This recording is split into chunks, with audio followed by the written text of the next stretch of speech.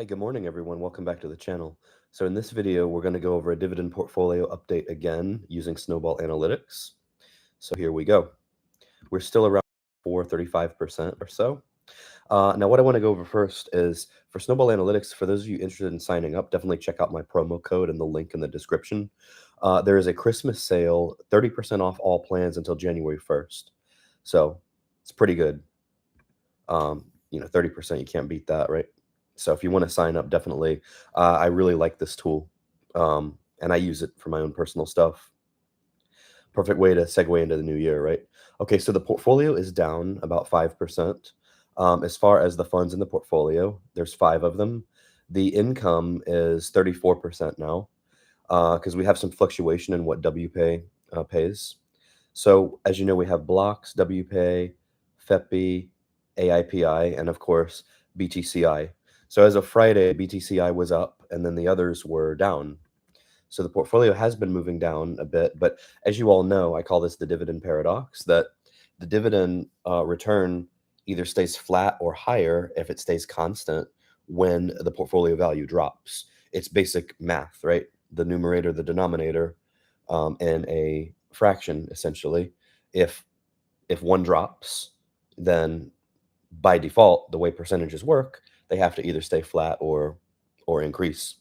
Welcome to Dividend Degenerates. Wow, you're like the first one on, like on point every time. Okay, so we're going to go into here and look at holdings. So as far as holdings, the portfolio has a pretty good balance of dividends. We're getting 40, it's saying 46% from WPay. The next payment, $423. So it has been dropping, so it's showing that the rate is lower. You know, we were 34%, or we were 35%. Now we're 34%. Still 70,000 on 206. That's a 34% yield. WPay obviously is the biggest payer, and it's estimating annual dividends to be 22,000. Blocks is about 37%. That's another 7350 per year. AIPI is almost 36%, another 6. So you can see by percentage of the portfolio and percent dividend, which is now a 25 or 27% payer. There's two different numbers here. So this is in a year. So about 1,000 a month from BTCI, which is pretty exciting given Bitcoin's drop. And then FEPI is one of my favorites, 26% yield. That's almost 13,000 for the year. So all in all, across these 5 funds, these are a number of shares, current value, dividends, and then dividend yield. Next dividend payments. So these are obviously WPay already happened. There'll be another one probably New Year's Eve. Blocks, December 29th. AIPI paid on Friday. Actually, these 3 paid Friday. Let's look at the dividend calendar to be sure. Hey, welcome. Okay, so for those of you all watching, please smash that like button. 2 thumbs way up greatly helps the algorithm. And then we're going to look at, just because you all do that, we'll go and look at the dividend calendar. But I need some likes first. Let me give you all a second to find that like button. So we've got a good morning from Dividend Degenerates. We've got a good morning from Wolf, Keith Robinson, QDTE. Yeah, I still have that one on another account. What I should do is like a comprehensive year-end dividend review, which I will do very soon. I do. So yield rogue, to your point, I do like safer yields. As you know, I got out of Tesla and most of the yield max. I still hold a little bit of YMAG and a little bit of Misty. But I got out of most of them after the reverse splits because, yeah, they have high yields, but they're not safe, sustainable NAV. So yes, to your point, I do like the lower, safer yields, not at the expense of NAV. But you'll notice here, we're still dealing with NAV erosion because the portfolio, we started at around 220 or so, and we're down to 206. So it's the same thing again. And to be honest with you, this time around, I'm going to put a rule in place. Basically, we'll call it coach's 20% stop loss. So if these drop 20%, I know a lot of the high yield dividend warriors aren't going to like this, but Because a lot of high yielders like to hold, or shall we say hodl, but for me, I don't like to lose my principal, so if this drops 20%, I'll just dump it, I'll sell it. NAV erosion, something I'm just not gonna deal with anymore. So if it drops, especially in a bull market when we're going up, think about it, right? This is my biggest problem with dividend yields, and I'm being objective, I'm not trying to be a critic or a proponent, I'm just being devil's advocate, so to speak. So when the market, if you look at the market the last 2 weeks, just as we were complaining about the market being stagnant, the market has rallied in the last week or 2, especially the last week. We've hit new all-time highs in the Nasdaq and the S&P. So if you're in dividend funds that are dropping a lot, I mean, you think about it from like 220 to 206, that is a pretty significant drop. We'll look at the percentage-wise here in a second. But, when you're in a bull market and your funds are dropping, that's not good. So, yeah, see, we're down 5%, but the market has rallied. So 5% is not as bad as some of the others that obviously like, Tesla and Misty that are way down. And I get that the underlyings are down, but still not the case with Tesla though. Tesla stock is at all-time highs and you didn't really see much of a rally in Tesla. So I'm going to hold to that point probably forever because it's the facts. Now let's look at the dividend calendar. Since we got some likes from some of you, which I appreciate, we will now go look at the dividend calendar. So look at this. We got a Christmas Day dividend from WPAY, but it was lower. So we've been dropping from basically 735 to 585. Now we're below 400. So that's why the dividend percentage is showing less. Upcoming dividends here. I like this. It's like an event calendar, but for dividends. Isn't that cool? Let me read this comment really quick from Yield Rogue. I don't have any Yield Max besides Chippy. Chippy's a good fund, I think, but I won't lie, I have quite a few Granite shares. Don't feel bad about it one bit. Then again, I'm more interested in cash flow versus NAV holding. Now, speaking as somebody that was just there to celebrate the 1-year anniversary of Yield Boost, I personally don't hold any Yield Boost, but I do hold a lot of Granite Shares funds, particularly Granite Shares leveraged ETFs. That has to do with my growth, or I call it my hyper growth strategy, which is separate from dividend investing. If you all like that, I will say that one makes you a lot more money. If you all like that, check out my other videos. Subscribe to my channel and check out my other videos. But that's a separate, we're not going to get into that in this video because this is a dividend video. Wolf said, I liked it and I'm moving into safer ETFs as well, but blocks is falling because of BTC. I know, it's the underlyings.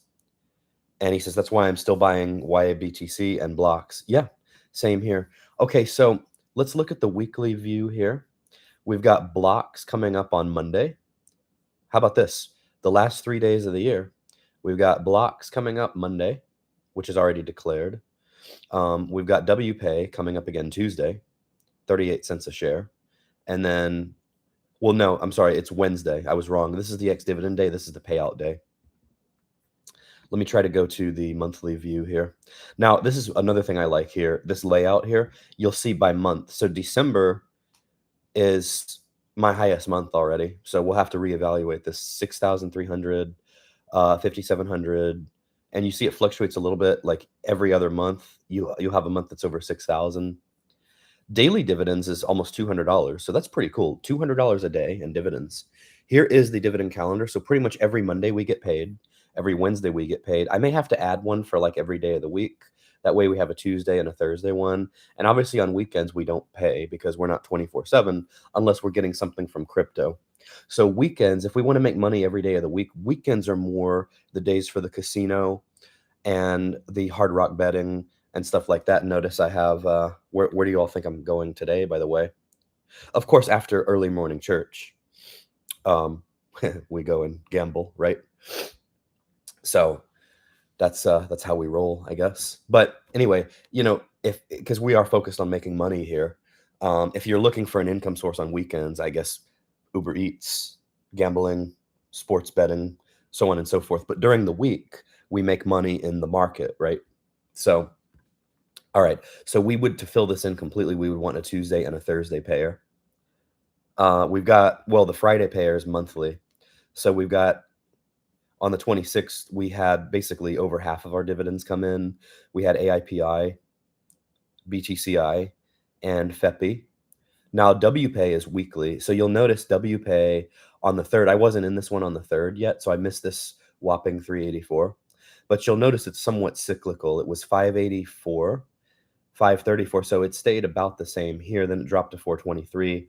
This dividend, so what this does, it estimates the dividend to be the same until the next dividend is declared.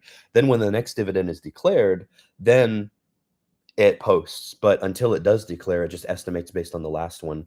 So blocks is hanging pretty steady.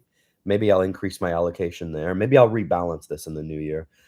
But I can tell you folks, I'm not a fan of watching my principal drop. So if this strategy turns out to not work, because I look at all of this as an experiment, it pays you. But basically, here's the thing, folks. If you're losing money, and I showed you all how the portfolio is down 5%. So great. I've made 6,000 in dividends. That's awesome. That's amazing. Like, let's do a rain dance over that, right?